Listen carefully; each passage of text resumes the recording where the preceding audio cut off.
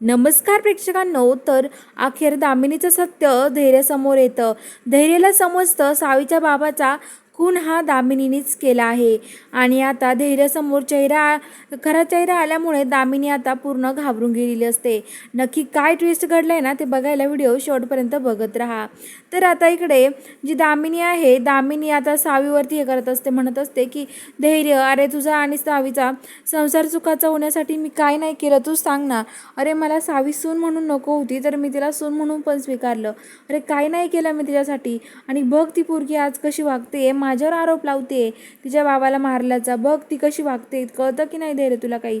धैर्य म्हणतो की सावी काय चाललं हे बघ, आई अजूनसुद्धा आपलाच विचार करते आणि तू आईवरती असे आरोप करते, तुला काही कळतं की नाही.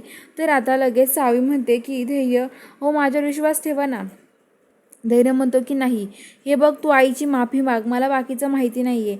आणि धैर्य दामिनीची माफी मागायला सांगतो.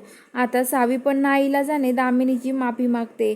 आणि आता लगेच इकडं जी सावी आहे तिथे उभा असते, तेवढ्यात आता पराग इकडून एका महिलेला घेऊन येतो.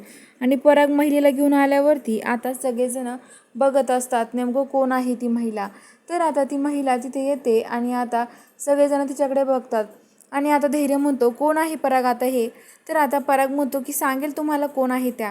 तर आता लगेच ती महिला म्हणते की हे बघा, माझ्या नवऱ्याने त्यांना मारलेलं नाही आहे, माझ्या नवऱ्याने काही केलं नाही आहे, पण यांनी खोटं साक्ष द्यायला लावली होती मला. हे बघा माझ्या नवऱ्याला यांनी गायब केलं होतं असं सांगते. तर आता दामिनी म्हणते काय बोलते तू. तर ती म्हणते की हो, नानासाहेबांनी मला पण डांबून ठेवलं होतं, मी यांना सत्य सांगू नाही ना त्यामुळे. तर आता लगेच म्हणतो की असं सगळं घडलं आहे का, मला कसं कळलं नाही पण. तर आता लगेच ते म्हणते की हे बघा हे सगळं खरं आहे. आता ते म्हणतात की तुझ्यावर काय विश्वास ठेवायचा आम्ही. तेवढ्यात आता तिकडून तिचे नवरा म्हणजेच दामिनीच्या बाबाचे जे मित्र असतात ते येतात आणि ते म्हणतात काय झालं. हे बघा खरंच दामिनी नाईकनीच त्या सुधाकर नाईक यांना मारलेलं आहे. आणि नाही का ते म्हणतात दामिनी मुजुमदारांनी मारले. तर ते म्हणतात की हो, सावीच्या बाबाला त्यांनी संपवलं आहे. तर आता लगेच सावी म्हणते काय.